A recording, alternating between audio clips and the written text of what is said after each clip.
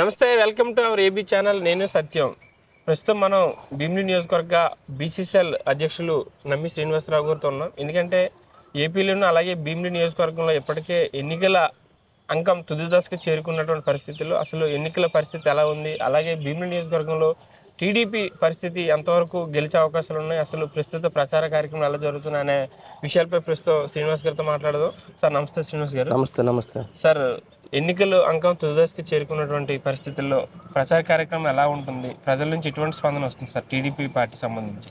ఇప్పుడైతే భీమిలి నియోజకవర్గంలో Telugu Desam party, Bharatiya Janata party, Janasena ఉమ్మడి అభ్యర్థిగా గంటా శ్రీనివాసరావు గారిని, అదేవిధంగా విశాఖ పార్లమెంట్ అభ్యర్థిగా మరి శ్రీభరత్ గారిని ఎప్పుడైతే ఉమ్మడి అభ్యర్థిగా ప్రకటించిన మరుసటి నుంచి కూడా ఒక రూట్ మ్యాప్ను తయారు చేసుకొని మరి ఏదైతే భీమిలి నియోజకవర్గంలో ఉన్నటువంటి రూరల్ ప్రాంతంలోనైతేనేమి, మరి ఏదైతే గ్రేటర్ విశాఖలో ఉన్నటువంటి 8 వార్డులు ప్లస్ సింహాచలంతో కలుపుకొని 9 వార్డులు అయితేనేమి ఒక టూ షెడ్యూల్ ప్లాన్ చేసుకొని మరి రోజుకి ఉదయం నుంచి సాయంత్రం వరకు కూడా మరి గంటా గారి ప్రచారం, అదేవిధంగా శ్రీభరత్ గారు మొత్తం 7 కాన్స్టిట్యున్సీలో కూడా మరి తిరుగుతూ మరి ఏదైతే ఉమ్మడి మేనిఫెస్టో ఉందో, కేంద్రంలో ఎన్డీఏ ప్రభుత్వం అయితేనేమి, మరి ఏదైతే ఇక్కడ ఆంధ్రప్రదేశ్లో మరి జనసేన, తెలుగుదేశం పార్టీ, మరి బీజేపీ పార్టీ కలిసి మరి ఈ రాష్ట్రం దగాపడుతున్న రాష్ట్రాన్ని తిరిగి పునర్నిర్మించుకోవడం కోసం మరి ఏదైతే మేనిఫెస్టో తయారు చేశామో, మరి చంద్రబాబు నాయుడు గారు ఆకాంక్షతో ఆ మేనిఫెస్టోని చెప్తూ మరి గ్రామాలు తిరుగుతూ, పట్టణాల్లో కూడా తిరుగుతూ మరి ఉదయం నుంచి సాయంత్రం దాకా మరి ప్రచార కార్యక్రమం పూరెత్తిస్తూ మరి కార్యకర్తల సహకారంతో, మరి ఆడపడుల సహకారంతో ఇంటింటికి వెళ్తూ మన మేనిఫెస్టో వివరించడం జరుగుతుంది. అంటే ఇప్పుడు మేనిఫెస్టో అన్నారు, అలాగే సంక్షేమ పథకాలు అన్నారు, కాబట్టి నేను ఈ ప్రశ్న వేస్తున్నాను శ్రీనివాస్ గారు. అంటే మేనిఫెస్టో గత ప్రభుత్వం రూపొందించిన మేనిఫెస్టో కన్నా ఈ టీడీపీ ఇప్పుడు ఎన్నికల పర్పస్గా రూపొందించిన మేనిఫెస్టో చాలా ఎక్కువ ఖర్చుతో కూడుకున్నది. గత ప్రభుత్వాలు రూపొందించిన మేనిఫెస్టోనే అంత డబ్బులు ఖర్చు పెడితే రాష్ట్రం శ్రీలంక అవుతుందన్నారు. మరి ఇప్పుడు అంతకు మించి 3 వంతులు ఎక్కువగా బడ్జెట్తో రూపొందించిన మేనిఫెస్టో, మరి అప్పుడు ఏపీలో పరిస్థితి ఎలా ఉండబోతుంది అనేది అధికార పక్షం చేస్తున్న విమర్శ. దానికి మీరు ఏమంటారు? కరెక్ట్, దాంట్లో చెప్పిన వాస్తవం ఉంది. ఎందుకంటే మనం 2019 నుంచి 2024 కానీ మీరు పరిశీలించినట్లయితే 2014 నుంచి 2019 సంవత్సరం కాలంలో ఆంధ్రప్రదేశ్ పునర్విభజన చట్టం ప్రకారము ఆంధ్రప్రదేశ్ ఏర్పడిన తర్వాత 17,000 కోట్ల లోటు బడ్జెట్తో ఉన్నటువంటి ఆంధ్రప్రదేశ్ని మన కూర్చోడానికి కుర్చీ లేనప్పుడు ఏదైతే ఆంధ్రప్రదేశ్ని తిరిగి పునర్మించుకోవడం కోసం మరి 17,000 లోటు కోట్ల బడ్జెట్తో మనకి ఆ రోజు కాంగ్రెస్ ప్రభుత్వం ఆంధ్రప్రదేశ్, తెలంగాణగా 2 రాష్ట్రాలుగా విభజించడం జరిగింది. మరి విభజించిన తర్వాత కూర్చోడానికి సీఎం కూర్చోడానికి కుర్చీ లేదు, ఉద్యోగస్తులు చేసుకోవడానికి ఒక సీట్ లేదు. అటువంటి ఆంధ్రప్రదేశ్ని మరి 33,000 ఎకరాలు అమరావతి రైతులను ఒప్పించి సంవత్సరం కాలం పాటు ఎటువంటి ₹1 లేకుండా ఏదైతే 33,000 ల్యాండ్ బ్యాంక్ ఉందో దాన్ని పక్కన పెట్టి మనకున్నటువంటి ఆ 2-3 సంవత్సరాల వ్యవధిలో హైకోర్టు నిర్మాణాలు అవుతాయి కానీ, సచివాలయం అవుతాయనేమి, ప్రభుత్వ ఉద్యోగస్తుల భవనాలు అయితేనేమి, అమరావతిని ఒక మాస్టర్ ప్లాన్గా రూపొందించడం కోసం ఆ 3 సంవత్సరాలు మనం కష్టపడ్డాం. ఎందుకంటే ల్యాండ్ ఎక్వైర్ చేయడానికి 2 సంవత్సరాలు పట్టింది. ఈ 3 సంవత్సరాల కాలంలో మనం ఆ ఉన్న కాల పరిమితిలో మనం ఆ భవనాలు నిర్మించడం జరిగింది. ఇప్పుడున్నటువంటి ముఖ్యమంత్రి ఎవరైతే ఉన్నారో జగన్మోహన్ రెడ్డి, మేనిఫెస్టో అంతా కూడా పూర్తిగా అది మేనిఫెస్టో అయితే రూపొందించాడు కానీ ఆయన చెప్పినప్పుడు ఒక మేనిఫెస్టోని బైబిల్ గాను, భగవద్గీత గాను, ఖురాన్ గాను అభిమానించాడు కానీ వాటి మీద, ఆ మేనిఫెస్టో మీద అది పూర్తిగా ఎటువంటి నిబద్ధత లేదు. ఎందుకంటే ఒక్కసారి మీరు చూసుకున్నట్లయితే నన్ను ప్రతిపక్ష నాయకుడిగా జగన్మోహన్ రెడ్డి ఉండేటప్పుడు చంద్రబాబు నాయుడు ఒకటే మాట అన్నారు, నాకు కానీ 25కి 25 ఎంపీ సీట్లు ఇస్తే 25కి 25 ఎంపీ సీట్లు ఇస్తే కేంద్రం మెడ ఉంచి ఆంధ్రప్రదేశ్ ప్రత్యేక హోదా తెస్తానన్నాడు. అది నమ్మారు ఆంధ్రప్రదేశ్ ప్రజలు. ఒక ఛాన్స్ ఇద్దాం, ఈ ముఖ్యమంత్రి గారికి ఒక ఛాన్స్ ఇద్దాం, ఏముంది అనుభవంతో చంద్రబాబు నాయుడు పరిపాలన చూసాం, జగన్మోహన్ రెడ్డి పరిపాలన చూద్దామని ఒక ఛాన్స్ ఇస్తే ఈరోజు ఆంధ్రప్రదేశ్ని 13 లక్షల కోట్లు అప్పు చేశాడు. 13 లక్షల కోట్లు అప్పు చేసి ఒక్కొక్క కుటుంబం మీద 4 లక్షల కోట్లు అప్పుల భారం ఈరోజు ఉంది. ఈ 13 లక్షల కోట్ల రూపాయల్లో ఓన్లీ ఆయన ఏం చెప్తున్నాడంటే తాడేపల్లి ప్యాలెస్లో కూర్చొని నేను బటన్ నొక్కి 2,30,000 రూపాయలు 2,30,000 కోట్ల రూపాయలు సంక్షేమానికి ఖర్చు పెట్టని చెప్పేసి అంటున్నాడు. మరి తను చేసేది అప్పు ఏమో 13 లక్షల కోట్ల రూపాయలు, ఆయన చెప్తుందేమో 2,30,000 కోట్ల రూపాయలు. మరి మిగతా 10 లక్షల కోట్ల రూపాయలు ఎక్కడికి వెళ్ళింది? ఇది తాడేపల్లి ప్యాలెస్కి వెళ్ళిందా? ఈ మంత్రుల జోబులోకి వెళ్ళాయా? ఈ ఎమ్మెల్యేల జోబులోకి వెళ్ళాయా? ఈరోజు మేనిఫెస్టోలో పూర్తిగా మీరు ఒకసారి పరిశీలించినట్లయితే ఏదైతే గెలిచిన తర్వాత ఎవరైతే విద్యార్థులు ఉన్నారో, ఇంట్లో ఎంతమంది విద్యార్థులు ఉన్నారో అంతమంది విద్యార్థులు కూడా ఈరోజు అమ్మఒడి పథకాన్ని వర్తింప చేస్తా అన్నాడు. ఫస్ట్ ఎటువంటి కండిషన్ పెట్టాడు, ఇంట్లో ఎంతమందిని ఇస్తానన్నాడు. తర్వాత ఓన్లీ తెలుగు మీడియం స్కూల్కే, గవర్నమెంట్ స్కూల్స్కే వర్తింప చేస్తానన్నాడు. అది ఈరోజు మాట తప్పను మనం తప్పనని చెప్పేసి అది రివర్స్ పరిపాలన అయిపోయింది. ఏదైతే కేంద్రంలో ఉన్నటువంటి ఆంధ్రప్రదేశ్కి రావాల్సినటువంటి విభజన చట్టంలో హామీలన్నీ కూడా ఈయన తెస్తానని చెప్పాడు, ఈరోజు తొంగలో తొక్కాడు. ఈరోజు పోలవరం ప్రాజెక్టు చంద్రబాబు నాయుడు గారు ముఖ్యమంత్రిగా ఉండేటప్పుడు ఒక సోమవారాన్ని పోలవరంగా మార్చి రివ్యూ చేసి ఈరోజు ఆంధ్రప్రదేశ్కి తాగునీరు అవనివ్వండి, సాగునీరు అవ్వకండి, లక్షల ఎకరాలకి ప్రత్యేక హోదాలో మనకు ఉన్నటువంటి బిల్లులో కేంద్ర ప్రభుత్వమే ఖర్చులు పెట్టి పోలవరం నిధులు మనం ఇస్తామని చెప్పినా సరే ఈయన పెడచేవన పెట్టి ఈ ఏదైతే 75% పూర్తి చేసిన చంద్రబాబు నాయుడు గారు కనీసం 10%, 20% పూర్తి చేస్తే ఈరోజు ఆంధ్రప్రదేశ్ సస్యశ్యామలమైన పరిస్థితి. ఈరోజు పోలవరాన్ని పక్కన పెట్టాడు. ఈరోజు రైల్వే జోన్ తీసుకోండి, ఉత్తరాంధ్రకి రైల్వే జోన్ ఏర్పాటు చేస్తామని చెప్పేసి అన్నారు. దాంట్లో కూడా కనీసం ఆ బాబు భూమి సేకరించి మాకు ఇవ్వండి రా బాబు, మేము రైల్వే జోన్ ఇస్తామని చెప్పేసి కేంద్రం సానుకూలంగా ఉన్నా దానికి భూమి చూపించలేని పరిస్థితి. ఈరోజు మేనిఫెస్టో మీరు తీసుకున్నట్టయితే ఏటా జాబ్ క్యాలెండర్ను పెడతా ఉన్నాడు. ఏటా 2,50,000 ఉద్యోగాలు ఈరోజు ఆంధ్రప్రదేశ్లో యువతకు నేను ఇస్తాను, నన్ను నమ్మని అని ఈరోజు యువతను చెప్పాడు. ఈరోజు యువతను మోసగించే పరిస్థితి, ఒక పరిశ్రమలు లేవు, ఒక పెట్టుబడులు పెట్టడానికి పై దేశాల నుంచి వచ్చే పరిస్థితి లేదు. ఈరోజు ఆంధ్రప్రదేశ్లో ముఖ్యమంత్రిని చూసి పై రాష్ట్రాల్లో కేంద్ర ప్రభుత్వం కానీ లేదంటే పై విదేశీ పెట్టుబడిదారులు కానీ వస్తారు. ఈరోజు ఆ పరిస్థితి లేదు. ఈరోజు అంత అరాచకం, ఎక్కడికి వెళ్ళినా సరే క్రైమ్ పెరిగిపోయింది. ఈరోజు పక్క రాష్ట్రాలు కానీ పక్క దేశాలు కానీ చూసి ఆంధ్రప్రదేశ్ పరిస్థితి ఈ విధంగా ఈరోజు ఆంధ్రప్రదేశ్ని సర్వనాశనం చేసే పరిస్థితి. అంటే ఇప్పుడు టీడీపీ కూడా మేనిఫెస్టో రూపొందించింది, ఉమ్మడి మేనిఫెస్టో రూపొందించింది. అందులో భాగంగా సూపర్ 6 పథకాలను కూడా ప్రవేశపెట్టారు. సో దాని పట్ల కూడా తీవ్ర విమర్శలు అధికార పక్షం చేస్తున్న పరిస్థితి. సూపర్ 6 లేదు, 10-6 లేదు, అసలు అవన్నీ ఇంప్లిమెంట్ కాని పరిస్థితి అనేసి. సో దానికి మీరేమంటారు? తెలుగుదేశం పార్టీ వ్యవస్థాపక అధ్యక్షులు స్వర్గీయ నందమూరి తారక రామారావు గారు ఆంధ్రప్రదేశ్ ముఖ్యమంత్రిగా అయినప్పుడు ఎటువంటి అనుభవం లేదని చెప్పేసి ఆ రోజున కాంగ్రెస్ ప్రభుత్వం ఆయన మీద హేళన చేయడం జరిగింది. తెలుగుదేశం ప్రభుత్వం అంటేనే సంక్షేమ ప్రభుత్వం అన్న నందమూరి తారక రామారావు గారు ఎప్పుడైతే తెలుగుదేశం పార్టీ స్థాపించి గడిచిన 9 నెలల కాలంలో పార్టీ పెట్టి ఎప్పుడైతే ముఖ్యమంత్రిగా వచ్చారో ఆ రోజుకి అది సెన్సేషనల్ రికార్డు. ఆ రోజు ఏమన్నారు, రంగుల మకానికి వేసుకున్న ఆయన ఏం పరిపాలిస్తున్నారు. కేవలం ఆ రోజు మీరు తీసుకున్నట్లయితే సంక్షేమానికి ఆదులు నందమూరి తారక రామారావు గారు. ₹2 కిలో బియ్యం అవనియండి, మహిళలకి మీకు ఆస్తి హక్కు అవనియండి, మండలాల వ్యవస్థీకరణ అవనియండి, మరి ఏదైతే గుడ్డ నినాదంతో ప్రతి ఒక్కరికి ఇల్లు ఉండాలని కానీ, ప్రతి ఒక్కరు తినడానికి తిండి ఉండాలని కానీ, ప్రతి ఒక్కరికి కట్టుకోవడానికి బట్ట ఉండాలని కానీ నిదానంతో ఆ రోజు 1982లో పార్టీ పెట్టినప్పుడు అదే ఆ టైంలో కూడా కాంగ్రెస్ ఇది విధంగా విమర్శించింది. మీరు ఒకసారి పరిశీలించినట్టయితే ఎటువంటి డెవలప్మెంట్ లేనటువంటి ఆంధ్రప్రదేశ్ని ఆఫ్టర్ నందమూరి తారక రామారావు తర్వాత చంద్రబాబు నాయుడు చేతులు పగ్గాలు పెట్టిన తర్వాత కేవలం 40-30 వేల కోట్ల రూపాయలు ఉన్నటువంటి ఉమ్మడి ఆంధ్రప్రదేశ్ని ఆయన ఉన్న తెలివితేటలతో ఎక్కడో ఉన్నటువంటి హైదరాబాద్ని ఒక మాదాపూర్ కానివ్వండి, హైటెక్ సిటీని కానీ ఒక క్రియేట్ చేసి ఈరోజు మాదాపూర్ కానీ, హైటెక్ సిటీ కానీ, జంటనగర్ కానీ, సికింద్రాబాద్ కానీ ఈరోజు హైదరాబాద్లో అభివృద్ధి చెందడానికి కారణం కానీ, ఈరోజు హైదరాబాద్ని అన్ని లక్షల కోట్ల రూపాయల రెవెన్యూ బడ్జెట్ రావడం కాను ఇది నారా చంద్రబాబు నాయుడు గారు. ఆయనకున్న తెలివితేటలతోని ఒక హైదరాబాద్ని ప్రపంచానికి మార్గదర్శనం చేస్తూ ఐటీ సెంటర్కి కేంద్ర బిందువుగా ఈరోజు హైదరాబాద్ ఉందంటే దానికి ఆరాధ్యుడు నారా చంద్రబాబు నాయుడు గారు. ఆయనకున్న తెలివితేటలతో పెట్టుబడులతో పై రాష్ట్రాల నుంచి పై దేశాల నుంచి తెప్పించుకుంటూ ఒక గ్లోబల్ ప్రచారం చేస్తూ ఈరోజు లక్షల మంది ఈరోజు హైదరాబాద్ కేంద్రంగా ఐటీ ఉద్యోగాలు చేస్తున్నారంటే అది నారా చంద్రబాబు నాయుడు గారు. అదే ఫామ్ అప్లో మరి 2014 నుంచి 2019 నుంచి 2019 సంవత్సరాల కాలంలో కూడా విభజించినట్టు ఆంధ్రప్రదేశ్ని కూడా అదే ఫార్ములాలో ఆయన ఒక పట్టాల మీద ఎక్కిస్తే ఒక్క ఛాన్స్ అంటూ ఆంధ్రప్రదేశ్ ప్రజలు జగన్మోహన్ రెడ్డికి అధికారం ఇస్తే ఆ ఫార్మాట్ అంతా కూడా ఈరోజు విధ్వంసం సృష్టించి ఎటువంటి ఉద్యోగ అవకాశాలు లేకుండా ఈరోజు విశాఖపట్నంలో ఉన్నటువంటి ఐటీ సెంటర్లందరినీ కూడా ప్రత్యేక రాజధాని అని చెప్పేసి ఈరోజు యువతకు ఉద్యోగ అవకాశాలు లేకుండా ఇక్కడ ఉన్నటువంటి ఐటీ సెంటర్లన్నీ మేము రాజధాని పెడతాము, మాకు భవనాలు కావాలని చెప్పేసి తరలించే పరిస్థితి. చంద్రబాబు నాయుడు గారు ఒక విజనరీ లీడర్, ఆయన ఒక ముందు చూపు ఉన్నటువంటి లీడరు. తర్వాత భవిష్యత్తులో జరగబోయే 20 సంవత్సరాల కాలంలో ఏం జరగబోతోంది అనేది మార్గనిర్దేశం చేస్తూ దానికి ప్రణాళికలు రచించినటువంటి లీడరు నారా చంద్రబాబు నాయుడు గారు. ఆయనకి సంపద సృష్టించడం తెలుసు, ఈయన సంపదను కొల్లగొట్టడం తెలుసు. ఈ రెండింటికి తేడా ఏంటంటే ఆయన విజనరీతో సంపద సృష్టించి ఆ సంపదను పేద ప్రజలు పంచడం కోసం పూర్టు రిచ్ కార్యక్రమం పెట్టాం.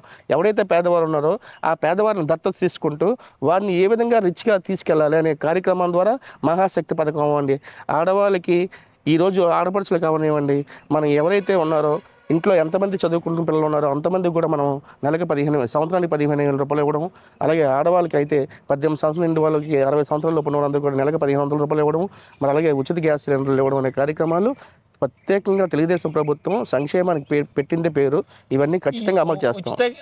సంవత్సరానికి 3 గ్యాస్ సిలిండర్లు ఉచితంగా ఇవ్వడం అనేది కూడా జనాల పట్ల కొంచెం హర్షాతిరేకాలు వస్తున్నటువంటి పరిస్థితి. సో అది ఇంప్లిమెంట్ అయ్యే పరిస్థితి ఉందా శ్రీనివాస్? 100% ఏదైతే మేనిఫెస్టో చెప్పామో మేనిఫెస్టో ప్రకారము తెలుగుదేశం పార్టీ ప్రభుత్వం ఒక మేనిఫెస్టోని ఒక భగవంత్ స్వరూపంతో చూస్తున్న ప్రభుత్వం. ఏదైతే మనం ఏదైతే 33,000 ఎకరాలు సేకరించామో ఆ 33,000 ఎకరాల ల్యాండ్ బ్యాంక్ అక్కడ ఉంది. ఆ ల్యాండ్ బ్యాంక్ను ఉపయోగించుకొని కొత్తగా ఉద్యోగాలు సృష్టిస్తాం. ఏదైతే ఆంధ్రప్రదేశ్ అట్టడుగు స్థాయిలో ఉన్న ఆంధ్రప్రదేశ్ని మళ్ళీ తిరిగి పునర్మించుకోవడం కోసం ఏదైతే మన చంద్రబాబు నాయుడు గారు విజనరీ లీడర్ ఉన్నారో కేంద్ర ప్రభుత్వంతో కలిసి ఈరోజు మన ఎన్డీఏ ప్రభుత్వం కూడా కలడం అదే ముఖ్యమైన ఉద్దేశం. ఈరోజు కేంద్ర ప్రభుత్వం అందరి దగ్గర తీసుకొని మనకి ఏదైతే విభజన హామీలు ఏదైతే ఉన్నాయో అది నెరవేర్చలేదో ఆ విభజన హామీలని కేంద్ర ప్రభుత్వం ద్వారా సానుకూలంగా మనకు రావాల్సిన పెట్టుబడులు తెచ్చుకుంటూ విదేశాల్లో ఉన్నటువంటి ఈయన పలుకుబడితో మళ్ళీ విదేశాల్లో పెట్టుబడులు తీసుకొస్తూ మళ్ళీ ఒక ఆంధ్రప్రదేశ్ని మళ్ళీ ఒక పట్టాలపై తీసుకురావడం కోసం నారా చంద్రబాబు నాయుడు ముఖ్యమంత్రి కావడం చాలా ఆవశ్యకత. ఈయనకున్న అనుభవం ప్రకారం పెట్టుబడులు తీసుకుంటూ మళ్ళీ పరిశ్రమలు అవుతున్నాయండి, యువతకు ఉపాధి అవకాశాలు రానివ్వండి, అమరావతిలో ఉన్నటువంటి ల్యాండ్ బ్యాంక్ ఏదైతే ఉందో దాన్ని తిరిగి రీకన్స్ట్రక్షన్ చేసుకోవడం కోసం మళ్ళీ పెట్టుబడులు విశాలంగా ఈ ఆంధ్రప్రదేశ్ వచ్చి యువతకు ఉద్యోగ అవకాశాలు వస్తే ఆ వచ్చిన పన్నుల రూపంలో సంపద సృష్టిస్తామని చెప్పేసి తద్వారా మన మేనిఫెస్టోని పూర్తిగా ఇంప్లిమెంట్ చేయడం కోసం అవకాశం ఉందని చెప్పి ఇప్పుడు ఇదంతా గతం శ్రీనివాస్ గారు. అంటే ఇప్పుడు ఆయన చెప్తున్న విషయం ఏంటంటే ఇదంతా గతం. ఇప్పుడు అంత అభివృద్ధి చేసి ఉంటే అంత ప్రజాదరణ పొందుంటే ఈరోజు ఒక 3-4 పార్టీలతో జత కట్టాల్సిన పనే ఉంది. సింగిల్ గా పోటీ చేయొచ్చు కదా. గెలిచే ధైర్యం లేదు, ప్రజల్లో అంత ఆదరణ లేదు కాబట్టి పలు రకాల పార్టీలతో జత కట్టి మా మీద మూకుమ్మడి దాడికి వస్తున్నారటువంటిది ముఖ్యమంత్రి జగన్మోహన్ రెడ్డి చేస్తున్నటువంటి కామెంట్స్. ఈరోజు జగన్మోహన్ రెడ్డి ఒక డైలాగ్ వేస్తున్నాడు, సింహం సింగల్గా వస్తుందని. మీరు ఒకసారి చూసుకోండి, సింహం ఎప్పుడు సింగల్గా రాదు వేటాడడానికి, సింహం గుంపులుగానే వస్తుంది. ఈరోజు ఆయన చెప్తున్న మాటలు ఒక అభద్రతా భావం. ఈరోజు 5 సంవత్సరాల కాలంలో నేను ఈ ఆంధ్రప్రదేశ్కి ఏది చేయలేకపోయాను. ఆంధ్రప్రదేశ్ని దేశంలోనే ఉన్నటువంటి అన్ని రాష్ట్రాల కంట అట్టడుగు స్థాయిలో తీసుకెళ్లాను అన్ని రంగాల్లో. ఈరోజు యువతకు ఉపాధి అవకాశాలు లేవు, పరిశ్రమలు లేవు, పెట్టుబడి లేవు. ముఖ్యంగా యువతని గంజాయి తోవలో పెడుతూ ఈరోజు రాష్ట్రం అంతా కూడా ఏ మూలకెళ్ళినా సరే గంజాయి ఆంధ్రప్రదేశ్గా తయారైంది. ఎర్రచంద్ర స్మగ్లింగ్, విపరీతమైనటువంటి నిరుద్యోగం, యువతకు ఉద్యోగ అవకాశాలు లేవు, బీసీల మీద దాడులు, ఎస్సీ మీద దాడులు, ఎస్టీల మీద దాడులు, మైనార్టీల మీద దాడులు. ఈరోజు మీరు తీసుకున్నట్లయితే బీసీల మీద ఈ రాష్ట్రంలో జరుగుతున్నటువంటి దాడులు ఎక్కడా జరగలేదు. ఈరోజు ఎస్సీ ఎస్టీ యాక్ట్ ఆంధ్రప్రదేశ్లో అమలు కావడం లేదు. మీరు ఈ పూర్తిగా ఈరోజు 90% ప్రజలు జగన్మోహన్ రెడ్డి ప్రభుత్వాన్ని వ్యతిరేకిస్తూ ఉన్నారు. ప్రభుత్వ ఉద్యోగాలకి ఏదైతే సిపిఎస్ రద్దు కానీ వాళ్ళకి రావాల్సిన టీఏ బకాయిలు కానీ వాళ్ళకి కనీస హక్కులు ఏదైతే ఉన్నాయో హక్కుల్ని ఈరోజు జగన్మోహన్ రెడ్డి కాలదాస్తూ ఉన్నాడు. ఈరోజు అంగన్వాడీ కార్యకర్తలు అవనివ్వండి, ఆశా కార్యకర్తలు అవనివ్వండి, ఈరోజు వాళ్ళ హక్కుల కోసం రోడ్డు మీదకి వస్తే ధర్నాలు చేస్తే వాళ్ళని రోడ్డు మీద ఈడ్చుకెళ్తూ నడి బజారు మీద ఒక ఆడవాళ్ళని కూడా చూడకుండా వ్యవస్థలు చేస్తూ వాళ్ళు చేస్తున్నటువంటి ఏదైతే పోరాటాల్లో సంఘీభావం ప్రకటించకుండా వాళ్ళకి హక్కులకి ఈయన హామీ ఇవ్వకుండా నిరంకుశంగా ఒక హిట్లర్ పరిపాలనగా ఈరోజు ప్రజలందరూ దీన్ని గమనిస్తూ ఉన్నారు. ఈరోజు అందుకే జగన్మోహన్ రెడ్డిని ఎంత వేగంగా దించుదామని 13వ తారీఖున జరగబోయే ఎలక్షన్లో ఏదైతే ఇక్కడ మన తెలుగుదేశం ప్రభుత్వాన్ని జనసేన భీమిలి ఉమ్మడి ప్రభుత్వం ఏదైతే ఉందో ఆ ఉమ్మడి ప్రభుత్వాన్ని గెలిపించుకోవడం కోసం ప్రజలందరూ చూస్తూ ఉన్నారు. ముఖ్యంగా మేము ఎందుకు వెళ్తున్నామంటే ఈరోజు దేశంలో నరేంద్ర మోడీ గారి యొక్క ప్రభుత్వాన్ని ప్రజలు కోరుకుంటున్నారు. ఈ 10 సంవత్సరాల కాలంలో దేశాన్ని ఆర్థిక రంగంలో కానీ యువతకు ఉపాధి అవకాశాలు ఇవ్వడం కానీ ప్రపంచంలో భారతదేశం యొక్క విశిష్టతని నరేంద్ర మోడీ గారు ఏ విధంగా అతను నిలబెట్టారో ఈరోజు 5% ద్రవ్యోల్బణానికి ఈరోజు భారతదేశం ఉంది. ఈరోజు ప్రపంచంలో ఆర్థిక వ్యవస్థలో 5వ దేశంగా ఈరోజు భారతదేశం ఉంది. ఈరోజు నరేంద్ర మోడీ గారి నాయకత్వాన్ని ప్రజలు కోరుకుంటున్నారు. అట్ ద సేమ్ టైం ఆంధ్రప్రదేశ్లో మనం పునర్నిర్మించుకోవాలంటే మనకి కేంద్ర సహకారం ఎంత అవసరం. గత 5 సంవత్సరాల కాలంలో అప్పుడు మేము ఎన్డీఏలో ఉండేటప్పటికి మేమేం చేసామంటే ఆ 5 సంవత్సరాల కాలంలో మనకు రావాల్సినటువంటి నిధులు ఏదైతే ఉన్నాయో మనకు అనుకున్న కన్నా ఎక్కువ రాలేదు.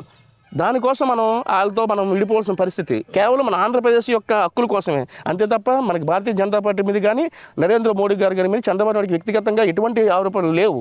మనం ఏంటంటే మనకు రావాల్సిన హక్కుల కోసం ఆ రోజు పోరాడడం, ఆ రోజు బయటకు వచ్చాం. ఈరోజు మనకి 5 సంవత్సరాల కాలంలో జగన్మోహన్ రెడ్డి కేంద్ర సహకారం తీసుకొని ఏదైతే ఆంధ్రప్రదేశ్ పునర్మిస్తారు అనుకున్నాం, కానీ కేవలం ఆయనకున్నటువంటి అవినీతి ఆరోపణలు కానీ ఆయనకున్నటువంటి వ్యక్తిగత సిబిఐ కేసులు కానీ ఈడీ కేసులు కానీ బయటపడడం కోసం ఈ 5 సంవత్సరాల కాలంలో ఆంధ్రప్రదేశ్ యొక్క ఆశయాలను ఆకాంక్షలను తాకట్టు పెట్టి ఎటువంటి డిమాండ్లు లేకుండా ఈ 5 సంవత్సరాల కాలంలో కనీసం ఢిల్లీ రాజధానికి వెళ్ళి నరేంద్ర మోడీ గారిని కానీ కేంద్ర మంత్రులు కానీ ఇదిగో మాకు ఈ ఆంధ్రప్రదేశ్ విభజించిన ఆంధ్రప్రదేశ్ మాకు ఇన్ని రకాలటువంటి మాకు డిమాండ్లు కావాలి, లేకపోతే మాకు మీరు పెట్టారు పొందుపరిచారు సెంట్రల్ గవర్నమెంట్ బిల్లులో ఆ బిల్లుల యొక్క పాస్ చేయనని చెప్పేసి ఏ రోజు కూడా అడిగిన పాపం లేదు. తద్వారా ఈరోజు ఆంధ్రప్రదేశ్ ఆర్థికంగా కానీ అభివృద్ధి చెందలేక ఈరోజు దివాళీ తీసే పరిస్థితి. తిరిగి అది జరగకుండా మనకి రావడం కోసం మళ్ళీ నరేంద్ర మోడీ గారు కానీ మరి రాష్ట్రంలో ఉన్నటువంటి పవన్ కళ్యాణ్ గారు కానీ పవన్ కళ్యాణ్ యొక్క ఆకాంక్షలు ఏదైతే ఆయనకి యొక్క రాష్ట్రం మీద ఉన్నటువంటి ప్రేమ కానీ లేకపోతే ఈ రాష్ట్రం ఈ విధంగా దివాలా తీసింది, ఈరోజు మనం చంద్రబాబు నాయుడు గారి యొక్క అభివృద్ధి కానీ చంద్రబాబు నాయుడు యొక్క ఎక్స్పీరియన్స్ మనం తీసుకొని మన వ్యక్తిగతంగా వెళ్లకుండా ఆయన చేదోడు బదులుగా ఉంటూ ఈరోజు అందరం కలిసికట్టుగా ఆంధ్రప్రదేశ్ను పునర్మించుకోవడం కోసం పవన్ కళ్యాణ్ రావడం ఎంతో సంతోషం. ఇద్దరు నాయకత్వంలో ఈరోజు ఆంధ్రప్రదేశ్లో 120 సీట్లు పైగా గెలబోతున్నాం. మళ్ళీ తిరిగి ఆంధ్రప్రదేశ్కి పునర్వైపు రావడం కోసం అందరూ కృషి చేస్తారని చెప్తాం. బీజేపీ గురించి ప్రస్తావించారు. సేమ్ టైం చంద్రబాబు నాయుడు గారికి కానీ నరేంద్ర మోడీ కానీ వ్యక్తిగతంగా ఏమీ ఇది లేదు, వాళ్ళకి ఎటువంటి వైరుధ్యం లేదని చెప్తున్న పరిస్థితి. సో మన విశాఖపట్నం వాసులుగా ఇక్కడ కొన్ని డిమాండ్స్ ఉన్నాయి. ఉదాహరణకి స్టీల్ ప్లాంట్ కావచ్చు, లేదంటే రైల్వే జోన్ కావచ్చు. సో ఇలాంటి అంశాల విషయానికి వస్తే ఇప్పుడు మీకు బీజేపీ పార్టీకి చిన్న భిన్న అభిప్రాయాలు ఉన్నాయి. సో అవి ఎలాగా సెటిల్ చేసే అవకాశం ఉంటుంది? ఎందుకంటే ఇప్పుడు ప్రజలు స్టీల్ ప్లాంట్ ప్రైవేటీకరణ చేస్తామని బీజేపీ ప్రభుత్వం బలగుద్ది చెప్తున్నటువంటి పరిస్థితుల్లో అలాంటి యాజిటేషన్ ఉన్నప్పుడు ఇలాంటి విశాఖపట్నం జిల్లాలో అది మీరు గట్టిన పరిస్థితి ఉంటుందా? దాన్ని ఎలా మీరు ముందుకు నెట్టుకొస్తారు? ఖచ్చితంగా. ఎందుకంటే మీరు గతంలో చూసుకున్నట్లయితే 94-99 సంవత్సర కాలంలో మనం ఎన్డీఏ ప్రభుత్వంలో ఉన్నాం. ఆ రోజు ఎన్డీఏ కన్వీనర్ గారు నారా చంద్రబాబు నాయుడు గారు అవ్వచ్చు, ఎన్డీఏ మనకి ఏదైతే ప్రధానమంత్రి అభ్యర్థి వాజ్పేయి గారు కూడా ఆ రోజు ప్రధానమంత్రిగా ఉండే పరిస్థితి. అప్పుడులో ఇదే స్టీల్ ప్లాంట్ అంశాన్ని ప్రైవేట్ పరంగా మనకి అంశం వచ్చేటప్పుడు స్వయంగా చొరవ తీసుకొని కేంద్ర మంత్రిగా ఉన్నటువంటి కింజరాపు అచ్చెన్నాయుడు గారు కానీ ఆ రోజు ఉన్నటువంటి అరుణ్ జైట్లీ గారు కానీ కేంద్ర మంత్రిగా ఉన్నప్పుడు, అలాగే మనకి సుష్మా స్వరాజ్ గారు కానీ చంద్రబాబు నాయుడు గారు ఏదైతే ఆయనకున్నటువంటి పరిచయాలతో ఇది స్టీల్ ప్లాంట్ అనేది ఉత్తరాంధ్రకి సెంటిమెంట్తో కూడుకున్న పని, ఎంతోమంది ప్రాణ త్యాగాలతో ఈ స్టీల్ ప్లాంట్ని పునర్మించుకున్నాం. ఈ స్టీల్ ప్లాంట్కి ఏదైతే మనకి ఇది సరుకు ఉందో దాన్ని మనం ఇచ్చినట్లయితే అది నష్టాల్లోకి వెళ్ళకూడదని చెప్పేసి మనం ఆయన దృష్టి తేవడం, వెంటనే దానికి కొన్ని వేల కోట్ల బడ్జెట్ ప్రవేశపెట్టడం, అప్పుడే ఏదైతే స్టీల్ ప్లాంట్ని ప్రైవేట్ పరం చేసే కార్యక్రమం అప్పుడే చంద్రబాబు నాయుడు గారు దాన్ని ఆపడం జరిగింది. మరి అదే సిచ్యువేషన్ ఈరోజు సెంట్రల్లో కీలకమైనటువంటి బిల్లు, పార్లమెంట్లో కీలకమైన బిల్లు ఈరోజు ఎన్డీఏ ప్రభుత్వం ప్రవేశపెట్టినప్పుడు దానికి జగన్మోహన్ రెడ్డి ప్రతి బిల్లుకి సహకారం అవసరమైనప్పుడు ప్రతి బిల్లు ఈరోజు బీజేపీ వాళ్ళకి సపోర్ట్ చేస్తూ మరి ఆయన అన్ని బిల్లులకి మద్దతు ఇచ్చారు. అంత కీలకమైన దీంట్లో ఉండేటప్పుడు కనీసం స్టీల్ ప్లాంట్ ప్రైవేటీకరణ ఆపండి అని కానీ ముఖ్యమంత్రిగా ఏ రోజు అతనికి చెప్పిన పాపం లేదు. ఈరోజు మీరు విజయసాయి రెడ్డి తీసుకోండి. విజయసాయి రెడ్డి ఏం చేశాడు? ఏదో విశాఖ ప్రజలు కలబోలు చేయడం కోసం స్టీల్ ప్లాంట్ నుంచి ఎంతవరకు ఒక జీవీఎంసీ వరకు ఒక మహా పాదయాత్ర చేసి ఏదైతే ఆ ఇష్యూ ఉందో ఆ ఇష్యూని అక్కడికి డైవర్ట్ చేశారు. ఇదే ముఖ్యమంత్రి ఇంతమంది ప్రజలతో సెంటిమెంట్ ఉన్నటువంటి స్టీల్ ప్లాంట్ని ప్రత్యక్షంగా పరోక్షంగా 1,00,000 మంది దాని మీద బతుకుతున్న వాళ్ళకి ఎంత పెద్ద ఇష్యూని పట్టుకొని తీసుకొని నరేంద్ర మోడీ గారు అది కూర్చుంటే అది ఆగుతుంది. ఇప్పుడు కూడా వాళ్ళు చెప్తున్నారు, ఇప్పుడు కూడా దాన్ని ప్రైవేట్ పరం చేస్తున్నారని అన్నారు. కానీ ఇప్పుడు ఏదైతే మనకి బీజేపీ ఇన్ఛార్జ్ ఉన్నారో సిద్ధార్థనాథ్ సింగ్ గారు మన స్టేట్మెంట్ ఇచ్చారు, విశాఖ స్టీల్ ప్లాంట్ని మీ ప్రైవేట్ పరం చేయము, దాని తర్వాత ఎలక్షన్ తర్వాత దాన్ని ఆలోచించి దాన్ని ఏ విధంగా ముందుకు పోతామో ముఖ్యమంత్రితో ఆలోచించి దానికి కావాల్సినటువంటి ఏదైతే ముడిసరుకు ఉందో దాన్ని అందజేయడం కోసం మేము కృషి చేస్తామని చెప్పి ఇటీవల ఆయన స్టేట్మెంట్ ఇవ్వడం కూడా జరిగింది. ఇప్పుడు విశాఖపట్నం విషయానికి వచ్చేసరికి సరే భిన్నాభిప్రాయాలు ఉండొచ్చు, సమస్యలు ఉండొచ్చు, అది ముందుకెళ్లే కొద్దీ అది పరిష్కరించుకోవచ్చు కూడా. ఎందుకంటే మీరు ఒక సఖ్యతమైన కూటమిలో ఉన్నారు కాబట్టి సో అది జరగవచ్చు, జరగకపోవచ్చు. సో ఇప్పుడు విశాఖపట్నం విషయానికి వస్తే ఇక్కడ ఎంపీగా పోటీ చేసిన భరత్ కానీ లేదంటే కూటమి నుంచి పోటీ చేస్తున్నటువంటి అభ్యర్థులు ఎమ్మెల్యే అభ్యర్థులు కూడా వాళ్ళు కూడా ఒక హామీ ఇవ్వడం జరుగుతుంది, స్టీల్ ప్లాంట్ ప్రైవేటీకరణ ఆపే బాధ్యత మాది. సో మా పార్టీ అధికారంలో రాగానే మేము ఆ స్టీల్ ప్లాంట్ ప్రైవేటీకరణ అనే అంశాన్ని క్లోజ్ చేస్తాం, మ్యాక్సిమం ఆపే ప్రయత్నం చేస్తామంట. వీళ్ళకి సాధ్యపడుతుందా? ఆ శక్తి ఉందా వీళ్ళకి? శక్తి ఉంటే ఆల్రెడీ కేంద్రంలో 22 మంది ఎంపీలు ఉన్నటువంటి అవకాశం 2019 నుంచి 2024 వరకు ఆంధ్రప్రదేశ్ ప్రజలు వైసీపీ ప్రభుత్వానికి అధికారం ఇచ్చారు. 22 మంది ఎంపీలు ఉన్నప్పుడే వాళ్ళు ఆపలేకపోయారు. ఇప్పుడు ఉదాహరణ తీసుకుందాం, ఎంవివి సత్యనారాయణ కానీ ఎవరైనా సరే విశాఖపట్నాన్ని మేము స్టీల్ ప్లాంట్ ప్రైవేట్గా నాపడని ఏ రోజైనా స్టేట్మెంట్ ఇచ్చి ఏ రోజైనా ధర్నాలు దిగి ఏ రోజు చేయగలిగారా? ఈ ప్రభుత్వం, జగన్మోహన్ రెడ్డి ప్రభుత్వం అవినీతిలో కూరుకుపోయింది. ఈ అవినీతిలో మళ్ళీ తిరిగి ఆయన జైలుకి వెళ్లకుండా ఈ 5 సంవత్సరాల కాలంలో కేంద్ర ప్రభుత్వాన్ని అడ్డంగా పెట్టుకొని ఆయన యొక్క వ్యక్తిగతంగా ఇమేజ్గా పెంచుకోవడం తప్ప ఈరోజు రాష్ట్ర ప్రభుత్వం ప్రయోజనాల కోసం ఏ రోజు కేంద్రంలో ఆయన ఫైట్ చేయడం జరగలేదు. ఈ రోజు వాళ్ళు చెప్పిన మాటలు ఈ రోజు విశాఖపట్నం ప్రజలు నమ్మడం లేదు. ఈ రోజు విశాఖపట్నంలో శ్రీభరత్ గారిని 2 లక్షల మెజార్టీతో గెలిపించకపోతున్నారు. ఈ 5 సంవత్సరాల కాలంలో ఎంవివి సత్యనారాయణ కానీ ఇప్పుడు నేను విశాఖ ఆడపడుచు అనుకుని ఏవైతే బొత్స ఝాన్సీ గారు పోటీ చేస్తూ ఉన్నారో ఆవిడ విశాఖ ఆడపడుచు అన్నా విజయనగరం ఆడపడుచు అన్నా అందరికీ సెంటిమెంట్ మీద గౌరవం ఉంది. స్త్రీలు గౌరవించే తత్వం తెలుగుదేశం పార్టీలో ప్రభుత్వంలో ఉంది. సెంటిమెంటే రాజకీయమే. ఈరోజు విజయనగరం జిల్లాని బొత్స సత్యనారాయణ కుటుంబం ఆక్యుపై చేసింది. మీరు చూసుకోండి, వాళ్ళ అన్నదమ్ములు కానీ వాళ్ళ మేనర్లు కానీ వాళ్ళే జిల్లా పరిషత్ చైర్మన్లు, వాళ్ళే ఎమ్మెల్యే టికెట్లు.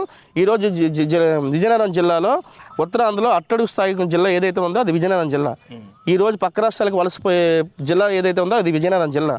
ఈరోజు విజయనగరం జిల్లాలో 28 నుంచి 30 ఫెరోలియస్ కంపెనీలు పని ఉపాధి లేక ఈరోజు మూసిస్తే ఈ ఉత్తరాంధ్ర కీలకమైన మంత్రిగా ఉన్న బొత్స సత్యనారాయణని ఆపలేని పరిస్థితి. ఈరోజు విజయనగరం జిల్లాను మొత్తం కొల్లగొట్టి అక్కడ విజయనగరం జిల్లాలో ఏమీ లేదని చెప్పేసి తిరిగి వాళ్ళ భార్యని బొత్స ఝాన్సీని ఇక్కడ ఏదో సెంటిమెంట్లతో మేము ఆ విశాఖ ఆడపడుచని ఓటు అడిగే యొక్క అందరికీ ఉంది.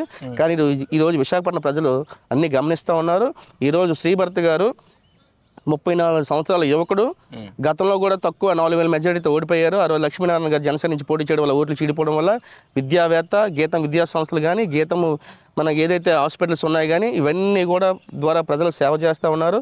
గత 10 సంవత్సరాల కాలంలో మరి తెలుగుదేశం పార్టీకి ఏదైతే ఉందో ఆ తెలుగుదేశం పార్టీ యువకుడిగా మరి మొత్తం పార్లమెంట్ స్థానాలు అన్నిటి కూడా ప్రచారం చేస్తూ ఉన్నారు.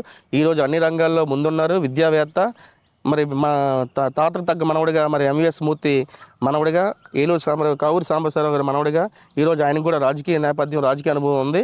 ప్రతి ఒక్కరిని మరి అందరినీ కలుస్తూ సమాజంలో ఉన్నటువంటి అన్ని వర్గాల వారిని కలుసుకుంటూ మరి ఈరోజు నాకు ఓటు వేస్తే నేను ఏం చేయబోతున్నా ఒక మేనిఫెస్టోని తయారు చేసుకుంటూ మరి అందరిని ఓటు అడుగు జరగడం జరుగుతుంది. మరి ఏదైతే ఈరోజు భరత్ గారిని నాకు తెలిసినంత వరకు 2 లక్షల మెజార్టీతో గెలిపిస్తారని కోరుకుంటున్నాను. భీమిలి నియోజకవర్గానికి వస్తే భీమిలిలో గంటా శ్రీనివాసరావు గారు ఎమ్మెల్యే అభ్యర్థిగా అనౌన్స్ చేసినప్పటి నుంచి కూడా కొన్ని భిన్నాభిప్రాయాలు కావచ్చు, వాదోపవాదనలు జరుగుతున్న పరిస్థితి. ఎందుకంటే ఇప్పుడు అటు నుంచి ప్రత్యర్థి అభ్యర్థి కూడా చాలా బలంగా, అలాగే అధికార పార్టీ సిట్టింగ్ ఎమ్మెల్యే ఉన్నటువంటి వ్యక్తి. సో అలాంటి వ్యక్తికి అసలు ఇద్దరు శ్రీనివాసరావు పోటీ పడతారని ఎవరు కూడా కళ్ళలో కూడా ఊహించలేనటువంటి పరిస్థితి. సో అలాంటిది వాళ్ళిద్దరికీ పోటాపోటీగా ఈ ఎన్నికలు నిలబడాల్సినటువంటి పరిస్థితి వచ్చింది. సో ఇది ఎంతవరకు ఎలా చూస్తారండి? ఎందుకంటే ఇప్పుడు ఇద్దరు శ్రీనివాసరావు అన్ని విధాలుగా బలవంతులు, సామాజికంగా కావచ్చు, ఆర్థికంగా కావచ్చు, రాజకీయంగా కావచ్చు, అనుభవంగా కావచ్చు. సో వీళ్ళిద్దరిలో ఎవరు విజయం సాధించే అవకాశం ఉందనుకుంటున్నారు? గంటా శ్రీనివాసరావు గారు అనే వ్యక్తి ఏదైతే ఆయన మొట్టమొదటిగా అనకాపల్లి పార్లమెంట్ సభ్యుడిగా తెలుగుదేశం ప్రభుత్వం ఆయనకు అవకాశం ఇవ్వడం, ఆ తర్వాత మరి 4 పర్యాయాలు శాసనసభ సభ్యుడిగా విశాఖలో ఏ నియోజకవర్గానికి వెళ్ళినా ఆయన పోటీ చేసి గెలిచే సత్తా ఉన్న నాయకుడు గంటా శ్రీనివాసరావు గారు. ఎందుకంటే ఆయన చేస్తున్నటువంటి అభివృద్ధి అవ్వచ్చు, ఆయనకు ఉన్నటువంటి ఇమేజ్ అవ్వచ్చు, విశాఖ ఏ నియోజకవర్గానికి వెళ్ళినా, ఉమ్మడి విశాఖ ఉన్నప్పుడు ఇప్పుడు విడిపోయిన తర్వాత విశాఖ అవ్వచ్చు, ఏ నియోజకవర్గంలో అయినా సరే పోటీ చేసే సత్తా గంటా శ్రీనివాసరావు గారికి ఒకరికే ఉందని నా యొక్క అనుభవం. మీరు గతంలో 2014 నుంచి 2019 సంవత్సర కాలంలో మనం తీసుకున్నట్లయితే భీమిలి నియోజకవర్గంలో ఆయన సుమారుగా 33,000 మెజార్టీలతో గెలవడం జరిగింది. ఆ గెలిచినప్పుడు మనం ఎన్డీఏ ప్రభుత్వంలో ఉండేటప్పుడు ఆయన మానవ వనరుల శాఖ మంత్రిగా, విద్యాశాఖ మంత్రిగా ఉండేటప్పుడు మరి ఏదైతే మన కేంద్రంలో ఉన్నటువంటి అప్పుడు విభజన హామీలు ఏదైతే ఉన్నాయో విద్యా సంస్థలు తీసుకురావడానికి ఎనలేని కృషి చేసిన వ్యక్తి గంటా శ్రీనివాసరావు గారు. అదేవిధంగా మొత్తం టోటల్గా ఆయనకు ఉన్నటువంటి 5 సంవత్సరాల మంత్రికాల పదంలో 3,800 కోట్లు ఖర్చు పెట్టి భీమిలి నియోజకవర్గాన్ని మారుమూల ప్రాంతాలు అవ్వచ్చు, పట్టణాలు అవ్వచ్చు, విపరీతమైనటువంటి అభివృద్ధి చేస్తూ ఇదిగో పలానా పని ఉందంటే ఆ 5 సంవత్సరాల కాలంలో ఆ పని అయిపోయేది. ఆయనకు ఉన్నటువంటి ఇమేజ్తో ఆ 5 సంవత్సరాల కాలం అభివృద్ధిని భీమిలి నియోజకవర్గాన్ని ఒక పరుగులు పెట్టారు. ఇప్పుడు మీరు తీసుకున్నట్లయితే 2019 నుంచి 2024 సంవత్సరాల కాలంలో 2.5 సంవత్సరాల మంత్రిగా అవంతి శ్రీనివాసరావు పర్యాటక శాఖ మంత్రిగా పనిచేశారు.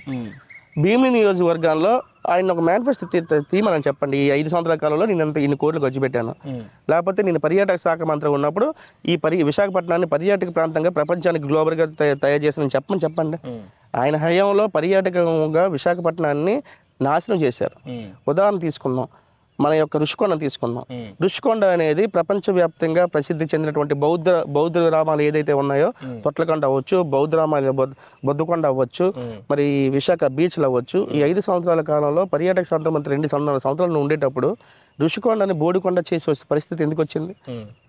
ఋషికొండ అనేది 7 ఎకరాల 9 ఎకరాలలో హరిత రిసార్ట్స్ పేరు మీద ప్రభుత్వానికి ఆదాయం వచ్చేటువంటి రిసార్ట్స్ని కూలగొట్టి కేవలం జగన్మోహన్ రెడ్డి విలాసవంతమైన భవనాలు కట్టడం కోసం ఈరోజు ప్రజాధనం యొక్క 400 కోట్ల నుంచి 500 కోట్లు వృధా చేస్తూ రిసార్ట్స్ కట్టడానికి 400 నుంచి 500 కోట్లు మనకి ఏంటి అవసరం?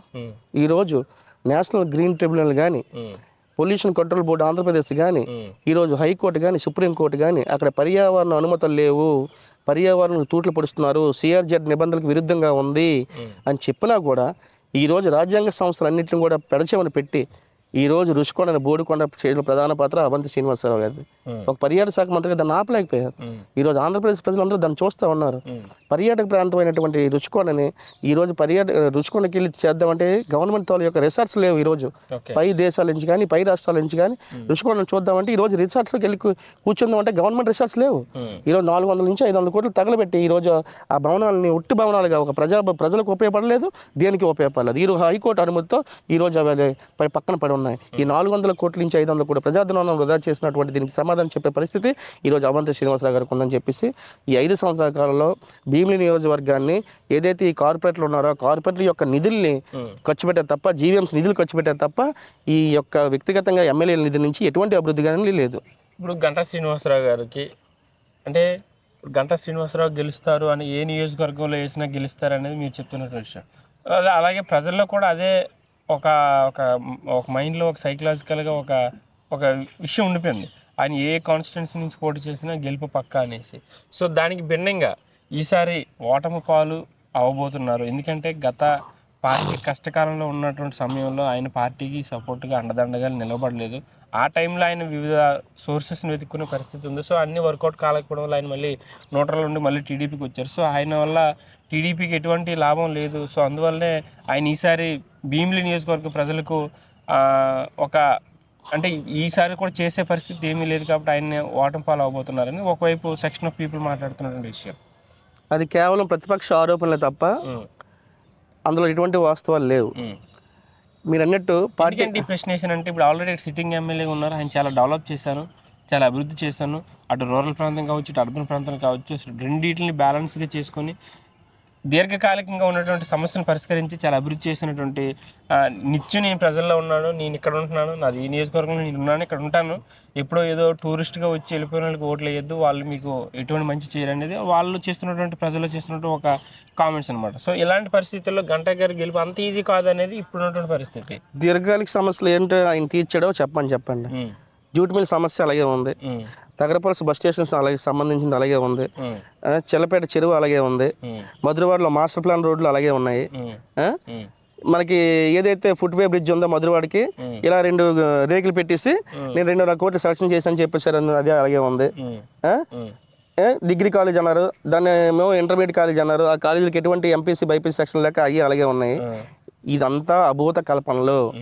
గత 4.5 సంవత్సరాలు 5 సంవత్సరాల కాలంలో అవంతి శ్రీనివాసరావు గారు ఒక ఐకాన్ ప్రాజెక్ట్ చెప్పండి భీమిలి నియోజకవర్గంలో, ఇదిగో నేను ఐకాన్ ప్రాజెక్ట్ భీమిలి నియోజకవర్గం తెచ్చానని చెప్పేసి ఇదంతా అభూత కల్పన. ఏదైతే గంటా శ్రీనివాస్ గారి పేరు ప్రతిష్టల్ని దిగజార్చుకోవడం కోసం ప్రతిపక్షం మన ఏదైతే అధికార పక్షం ఉందో అదంతా అపోహ కల్పన తప్ప, మీరు చెప్పినట్లు 5 సంవత్సరాల కాలంలో వాళ్ళు కోవిడ్ సమయంలో ఉన్న కొంత హెల్త్ ఇష్యూస్ వల్ల ఆయన బయటికి రాలేకపోయారు. అంతే తప్ప పార్టీకి కానీ పార్టీ కార్యకర్తలకు కానీ పార్టీ కార్యకర్తలు కోరుకున్నారు ఈరోజు గంటా శ్రీనివాసరావు గారు మా భీమిలి నియోజకవర్గంలో కావాలని చెప్పేసి. మీకు అర్థమవుతుందా? ఈ రోజు ప్రతి ఒక్కరు కూడా క్యాడర్ మీరు చూడండి, రోజుకి ఇంటికి తండోపతండాలకు వెళ్ళి జాయిన్ అవుతున్నారు. ప్రతి ఏదైతే అధికార పార్టీలో ఉన్న నాయకులు కూడా రూరల్ ప్రాంతం నుంచి కానీ వార్డుల్లో నుంచి కానీ రోజుకి ఇంటికి వెళ్ళి తండోపతండాలుగా జాయిన్ అవుతున్నారు. ఈ 5 సంవత్సరాల కాలంలో తెలుగుదేశం పార్టీ కార్యకర్తలు భయపించి వాళ్ళకి ఇష్టం లేకపోయినా కొండవాళ్ళు వేసుకొచ్చి ఆయన పక్కన తిరిగినటువంటి పెద్ద పెద్ద నాయకులందరూ కూడా ఈరోజు గంటా శ్రీనివాసరావు గారి దగ్గరికి వెళ్ళి జాయిన్ అయిపోతున్నారు. దేనికి జాయిన్ అవుతున్నారు? ఆయన మీద ఉన్నటువంటి నమ్మకం అవ్వచ్చు, ఆయనకు ఉన్నటువంటి ఇమేజ్ అవ్వచ్చు, రేపు గెలిచిన తర్వాత ఆయన చేస్తున్న అభివృద్ధి కార్యక్రమాల వల్ల ద్వారా మాకు కూడా పేరు ప్రఖ్యాతులు వస్తాయని చెప్పి ఈరోజు కార్యకర్తలందరూ కూడా ఆయన దగ్గరికి వెళ్ళి జాయిన్ అవుతున్నారు. అంతే తప్ప ఈరోజు కష్టకాలంలో పార్టీ అధికారంలో ఉండే కష్టకాలం ఉన్నప్పుడు గంటా శ్రీనివాసరావు రాలేదనేది అంతా అభూత కల్పన. అది ఆయన చంద్రబాబు నాయుడు గారు చెప్పుకున్నారు. కొన్ని హెల్త్ ఇష్యూస్ వల్ల నేను రాలేకపోయానని చెప్పేసి అన్నారు. ఇది ఎటువంటి మీకు అపోహలు అవసరం లేదు. గెలిచిన తర్వాత మళ్ళీ ఆయన మంత్రి అవుతారు. అంటే అపోహలు ఎందుకంటే ఆయన సీటుకి ఆయనకి కేటాయించే విషయంలో కూడా చాలా తర్జన భర్జన పడేటువంటి పరిస్థితి. ఎందుకంటే ఆల్మోస్ట్ అలా అన్ని సీట్లు కేటాయించినప్పుడు కూడా భీమిలి సీటు హోల్డ్లో పెట్టి లాస్ట్ మినిట్లో కూడా కేటాయించి అసలు ఆయనకి ఇస్తారా లేదనే పరిస్థితి. ఎందుకంటే నేను ఈ ప్రశ్న అడుగుతున్నాను. గంటా గారు ఒకప్పుడు రాజకీయాన్ని శాసించే విశాఖపట్నంలో ఒక శాసించే నాయకుడు. ఆయన పేరు చెప్తే 10 మందికి సీట్లు ఇచ్చే పరిస్థితి ఉండేటువంటి నాయకుడు ఆయన. సో అలాంటిది ఆయన సీటుకి ఆయనకే ఇచ్చే గ్యారంటీ లేని పరిస్థితి వచ్చిందనమాట. సో ఇలాంటి సిచ్యువేషన్ చూసినప్పుడు కొంతమందికి కలిగినటువంటి డౌట్స్. మీరు చెప్పింది వాస్తవం. అయితే ఏం జరిగిందంటే విజయనగరం జిల్లాలో ఏదైతే బొత్స సత్యనారాయణ గారు ఉన్నారో పార్టీకి ఉన్నటువంటి రిపోర్ట్స్ ప్రకారం ఏదైతే ఆయన ఎంపీగా వెళ్తే విజయనగరం జిల్లాలో ఆయన యొక్క సామాజిక వర్గం అవ్వచ్చు, ఆయనకున్న ఇమేజ్ వల్ల కొద్దిగా ప్లస్ అవుద్దని చెప్పేసి ఆయన్ని హోల్డ్లో పెట్టడం జరిగింది. At the same time Botsa Satyanarayana గారు ఏదైతే చీపురపల్లి ఉన్నారో చీపురపల్లి నియోజకవర్గంలో ఆయన పోటీగా గంటా గారిని పెడితే బాగుంటుందని పార్టీ ఆలోచన. దాని నిమిత్తం హోల్డ్లో పెట్టారు తప్ప ఆయనకి సీట్ ఇవ్వడం మాత్రం కాదు అని చెప్పేసి అది అంశం కాదు. ఏదైతే విజయనగరం జిల్లాలో కొద్దిగా మీరు వెళ్తే పార్టీ ఇంకా బలపడుతుందని చెప్తే మరి ఇంత తక్కువ టైంలో అయితే నాకు ఇబ్బందిగా ఉంటుందండి. మీరు ఎప్పుడో సంవత్సరం ముందే మీరు ఇచ్చుంటే నేను దాన్ని మొత్తం నియోజకవర్గాన్ని కానీ జిల్లాని కానీ ఒక రూపులో పెడదానని చెప్పేసి అనే సమయంలో ఈ సందర్భంలో అది వచ్చింది తప్ప ఆయనకి భీమిలి నియోజకవర్గం టికెట్ ఎప్పుడు ఇవ్వనని చెప్పేసి ఆయన అనలేదు చంద్రబాబు నాయుడు గారు కూడా. ఇప్పుడు భీమిలి నియోజకవర్గంలో పార్టీని 5 ఏళ్ల పాటు యాక్టివ్ పెట్టి కార్యకర్తలకి, వాళ్ళకి రాజకీయ నాయకులకి, మండల స్థాయి నాయకులకి, వార్డు స్థాయికి అండగా నిలిపినటువంటి ఇన్ఛార్జ్గా వ్యవహరించిన రాజబాబు పరిస్థితి ఇప్పుడు అగమ్య గోచరంగా ఏర్పడిందని నేను అనుకుంటున్నాను. ఎందుకంటే ఆయన ఒక యాస్పిరెంట్, నాకు ఎమ్మెల్యే సీట్ వస్తుందని చాలా పార్టీ కోసం 5 ఏళ్ల పాటు యాక్టివ్గా ఉంటూ కష్టపడి పార్టీని నిలబెట్టారు. ఎందుకంటే ఎంత అధికార పార్టీ ఉన్నప్పటికీ స్థానిక ఎమ్మెల్యే మంత్రిగా ఉన్నటువంటి పరిస్థితుల్లో కూడా ఆయన పార్టీ జెండాను భీమిలి నియోజకవర్గంలో నిలబెట్టారు. సో అలాంటి ఆయనకి ఈరోజు అన్యాయం జరగలేదా? ఇప్పుడైతే మనం పార్టీ యొక్క సాక్రిఫైస్ చేయవలసిన అవసరం ప్రతి నాయకుడికి ఉంది. ఎందుకంటే ఈరోజు ఆంధ్రప్రదేశ్లో తెలుగుదేశం, జనసేన, భీమిలి ఉమ్మడిగా పోటీ చేద్దాం అనుకుంటున్నాము. ఏదైతే 175 నియోజకవర్గాల్లో ఉన్నాయో ఈ కూటమి ఏర్పడినప్పుడు కొన్ని సీట్లు మనం త్యాగం చేయవలసిన అవసరం ఉంది. ఈ సీట్లు త్యాగం చేయవలసి వచ్చే అవసరం ఉన్నప్పుడు మేధావులకి మహానుభావులకి రాజకీయాల్లో కాకలు తినటువంటి వాళ్ళు కూడా ఈరోజు టికెట్లు రాలేదు. అప్పుడే మన చంద్రబాబు నాయుడు గారు చెప్పారు ఈ రాష్ట్రాన్ని మళ్ళీ మనం పునర్మించుకోవాలన్నా మనం కొన్ని త్యాగాలు, పార్టీని కాపాడుకోవాలన్నా కొన్ని త్యాగాలు చేయవలసిన అవసరం ఉంది. మీరు చూసుకోండి, దేవినేని ఉమామహేశ్వరరావు గారు అవ్వచ్చు, చాలామందికి లిస్టులో అలాంటి వాళ్ళ పేర్లు ఉన్నాయి. ఈరోజు మీరు పార్టీకి సేవ చేయండి. 5 సంవత్సరాలు అధికారంలోకి వచ్చిన తర్వాత మిమ్మల్ని ఏ విధంగా పార్టీ గౌరవిస్తుందో ఆ విధంగా గౌరవిస్తాం. అదే కోవకి కోరాడ రాజబాబు గారు చెందుతారు. 3 సంవత్సరాలుగా ఇన్ఛార్జ్గా ఉంటూ పార్టీ క్యాడర్ను సమన్వయం చేసుకుంటూ పార్టీ ఏ కార్యక్రమం ఇచ్చినా, పార్టీ ఏ పిలిపించినా చాలా యాక్టివ్గా తిరుగుతూ ఏదైతే అవంతి శ్రీనివాస్ గారు 5 సంవత్సరాల కాలంలో చేసినట్టు అవినీతి అవ్వచ్చు, అభివృద్ధి ఏదైతే చేయట్లేదో దాని మీద కానీ సమస్యల మీద కానీ పోరాడుతూ కేడర్ని ఒక ఏకతాటి మీద తీసుకోవడంలో కోరాడ రాజబాబు గారు సఫలమయ్యారు. ఈ కోవలో భాగంగా మనకి ఎప్పుడైతే గంటా శ్రీనివాస్ గారు భీమిలి నియోజకవర్గం తెలుగుదేశం పార్టీ అభ్యర్థిగా ప్రకటించారో ఆయన పిలవడం, గంటా శ్రీనివాస్ గారికి చెప్పడం, రాజబాబుకి మీరు తగిన ప్రాధాన్యత ఇవ్వాలి, గెలిచిన తర్వాత యువకుడు, ఉత్సాహవంతుడు, ఆయన్ని సరైన గుర్తింపు తెస్తామని చెప్పేసి పార్టీ అధిష్టానం హామీ ఇవ్వడం జరిగింది. గెలిచిన తర్వాత ఆయనకి మంచి పదవిలో చూడాలని చెప్పేసి భీమిలి ప్రజలందరూ కూడా తెలుగుదేశం పార్టీ కార్యకర్తలందరూ కోరుకుంటున్నారు. అంటే ఇప్పుడు గంటా శ్రీనివాసరావు గారికి ఆయన కావచ్చు, ఆయన వర్గం కావచ్చు, ఈ ఎన్నికలకి సపోర్ట్ చేసి సక్రమంగా మద్దతు తెలియజేస్తున్నారు. 100% ఆయనతో పాటు ఈయన కూడా స్టార్ క్యాంపెయినర్గా తిరుగుతూ ఇద్దరం కలిసే ఉన్నాం. తెలుగుదేశం పార్టీ కోసం గంటా శ్రీనివాసరావు గారి కోసం, భరత్ గారి కోసం ఆయన కూడా ఒక పార్టీ అభ్యర్థులాగే మరి రోజుకి ప్రచారానికి వెళ్ళడం, అందరినీ కలుపుకోవడంలో మరి ఏదైతే గంటా శ్రీనివాసరావు కొన్ని విషయాలు తెలియదో ఆ విషయాలు చెప్తూ పలానా దగ్గర ఇలా ఉంటుందన్న, పలానా దగ్గర ఇలా ఉంటుందన్న, ఈ నియోజకవర్గ ఈ ఈ ఈ ఈ మండలాన్ని ఇలా చూసుకోవాలని చెప్పుకుంటూ ఆయన సలహాలు సూచనలతో ఈరోజు గంటా శ్రీనివాసరావు గారు ముందుకెళ్తున్నారు. కోరల రాజుబాబు గారు మిగతా ఇంకెవరున్నా సరే అందరి కేటర్ని కూడా ఆయన కూడా గంటా శ్రీనివాసరావు గారు ప్రతి ఒక్క యొక్క ఆలోచనలు తీసుకొని మరి ఏదైతే భీముల నియోజకవర్గ తెలుగుదేశం పార్టీ కేడర్ అందరినీ కూడా మరి పక్క పార్టీ నుంచి కూడా వచ్చిన వాళ్ళందరినీ కూడా మరి సమన్వయం చేసుకుంటూ రాజుబాబు గారు తెలియకుండా ఏది చేయడం లేదు. ఈ రాజుబాబు గారు ఈ గంటా శ్రీనివాసరావు గారి రేపు ఇంచుమించు నాకు తెలిసినటువంటి నాకు ఉన్నటువంటి అనుభవం ప్రకారం 40,000 నుంచి 50,000 మెజార్టీతో గెలుస్తారని నాకు ఒక అవగాహన ఉంది. దాంట్లో కీలక పాత్ర గంటా గారు 40,000 నుంచి 50,000 మెజార్టీతో గెలుస్తారు. దాంట్లో కీలక పాత్ర రాజుబాబు గారిది కూడా ఉంటుంది.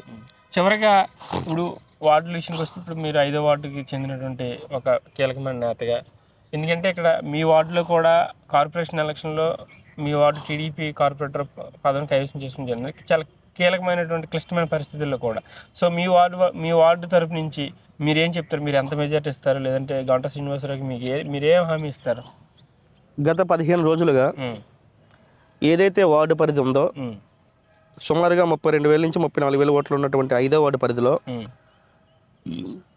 కార్పొరేటర్ ముల్లి హేమలత గారి ఆధ్వర్యంలో సీనియర్ నాయకులు ముల్లి లక్ష్మణరావు గారు, వానరాజు సప్పలరాజు గారు, అధ్యక్షులు నాగోజు సత్యనారాయణ గారు, కార్యదర్శి ఏగల రవి గారి ఆధ్వర్యంలో బూత్ ఏజెంట్లు, సీనియర్ నాయకులు అందరి సహకారంతో వార్డు పరిధిలో ఉన్నటువంటి ఈ 32,000 ఓటర్లని ఇంటింటికి వెళ్తూ ఏదైతే మనం గెలిస్తే తెలుగుదేశం పార్టీ మేనిఫెస్టో ఏదైతే ఉందో సూపర్ 6 పథకాలు అవ్వచ్చు, మరి ఉమ్మడిగా ఉన్నటువంటి మేనిఫెస్టో అవ్వచ్చు, లేకపోతే లోకల్ మేనిఫెస్టో వచ్చి వివరిస్తూ చెప్తూ గత 15 రోజులుగా విపరీతంగా మనం వార్డులో ప్రచారం చేయడం జరిగింది. ప్రచారంకి వెళ్తున్నప్పుడు ప్రజలందరూ కూడా ఒకటే కోరుకుంటున్నారు, ఈ 5 సంవత్సరాల కాలంలో ఆంధ్రప్రదేశ్లో ఎటువంటి ఉద్యోగ అవకాశాలు లేవు, ఇంటి పనులు పెరిగిపోయి ఇంటింటికి చెత్త పనులు పెంచేశారు, కరెంటు బిల్లు పెరిగాయి, ఆర్టీ ఛార్జీలు పెరిగాయి, విపరీతమైన పన్నుల భారం పడలేకపోతున్నాం బాబు అని ఈరోజు పేద ప్రజల నుంచి అందరి నుంచి కూడా మాకు చెప్పడం జరుగుతూ ఉంది. దానికి మేము ఆన్సర్ కూడా చేయడం జరుగుతూ ఉంది. ఈ ఆంధ్రప్రదేశ్లో జగన్మోహన్ రెడ్డి ప్రభుత్వం 13 లక్షల కోట్లు అప్పులు చేసిందమ్మా, ఎటువంటి అభివృద్ధి కార్యక్రమాలు జరగలేదు అని చెప్తూ మన మేనిఫెస్టోని వివరిస్తూ ఈసారి మీరు చంద్రబాబు నాయుడు గారిని గెలిపించుకోండి, సైకిల్ గుర్తు మీద ఓటేయండి, జరగవలసిన అభివృద్ధి కార్యక్రమాలు వివరిస్తూ మనం ఈరోజు వార్డు ప్రచారం ఈ రోజుకి చివరి దశ చేరుకుంది. 99 పాయింట్స్ అందరినీ కూడా కలవడం జరిగింది. ఒక 2 ఏరియాలు ఉండిపోయి అది ఈ రోజు కూడా కలిసి ఈ రోజుతో 5వ వార్డులో ప్రచార కార్యక్రమం ముగింపు దశకు చేరుకుంటుంది. ప్రతి ఒక్కరు కూడా ఎంత వేగంగా వచ్చి ఈ ఓటు హక్కును వినియోగించి చంద్రబాబు నాయుడు గారు ముఖ్యమంత్రిగా చేయాలని, అలాగే భీమిలి నియోజకవర్గంలో గంటా శ్రీనివాసరావు గారిని గెలిపించుకోవాలని, పార్లమెంట్ పరిధిలో భరత్ గారిని ఎంపీగా చూడాలని ప్రతి ఒక్క కార్యకర్త కూడా కష్టపడి పనిచేశారు. ప్రజల్లో కూడా విపరీతమైన స్పందన ఉంది. ఎంత వేగంగా వచ్చి ఓటు వేసి ఈ జగన్మోహన్ రెడ్డి ప్రభుత్వాన్ని బంగాళాఖాతంలో కలపడం కోసం ఎదురు చూస్తున్నారని చెప్పడం జరుగుతుంది. మరి మీ వార్డు నుంచి ఎంత మెజార్టీ ఇస్తారు? సరే యావరేజ్ అంటే నియోజకవర్గానికి ఒక మెజార్టీ చెప్పారు, ఒక ఫిగర్ చెప్పారు. మా వార్డు సంబంధించి మీ వార్డు నుంచి ఆయనకి ఎంత మెజార్టీ ఇవ్వగలరు? మా వార్డు నుంచి 2014 నుంచి 2019 సంవత్సర కాలంలో గంటా శ్రీనివాసరావు గారికి మనం మెజార్టీ 3,000 పైగా ఇచ్చాం. 2019 నుంచి 2024 గారికి సబ్బహరి గారికి వారం రోజుల ముందే ప్రకటించినప్పుడు కూడా ఆయన తక్కువ మెజార్టీ 8,000 మెజార్టీతో ఓడిపోయారు. అప్పుడు కూడా మనం సుమారుగా 1000 ఓట్లు మెజార్టీ ఇచ్చాం. ఇప్పుడున్నటువంటి పరిస్థితుల్లో 3 పార్టీలు కలిసి భీమిలి నియోజకవర్గ అభ్యర్థిగా గంటా శ్రీనివాసరావు నిలబెట్టడం జరిగింది. ఈరోజు జనసేన కార్యకర్తల బలం ఉంది, బీజేపీ బలం ఉంది, తెలుగుదేశం పార్టీ కార్యకర్తల బలం ఎలాగా ఉంటుంది. ఈ 3 పార్టీలు కలిసి పోటీ చేస్తుంది. కాబట్టి నాకున్న అనుభవం ప్రకారం నేను గత 25 సంవత్సరాల కాలం నుంచి కూడా నేను తెలుగుదేశం పార్టీ ఎలక్షన్లో పాల్గొంటున్నాను. ఎక్కడైతే ఏదైతే ఉమ్మడి ఆంధ్రప్రదేశ్లో ఉండేటప్పుడు పెందుర్తి కాన్స్టిట్యూన్సీలో గణబాబు గారి దగ్గర నుంచి కానీ, నాగమణి కానీ, సబ్బహరి కానీ, గంటా శ్రీనివాసరావు కానీ, మళ్ళీ ఇప్పుడు గంటా 5 ఎలక్షన్ చేసిన అనుభవం నాకు ఉంది 25 సంవత్సరాల కాలం నుంచి. నాకున్న అనుభవం ప్రకారం సుమారుగా 5వ వార్డులో 5,000 నుంచి 6,000 మెజార్టీ ఇవ్వబోతున్నాం. థ్యాంక్ యూ శ్రీనివాస్ గారు. మీరు అన్నట్టు గంటా శ్రీనివాసరావు గారు అలాగే ఎంపీ భరత్ గారు కూడా మంచి మెజార్టీతో గెలవాలని, మీరు మళ్ళీ అధికారంలో రావాలని మనస్ఫూర్తిగా కోరుకుంటూ thank you Srinivas. Thank you.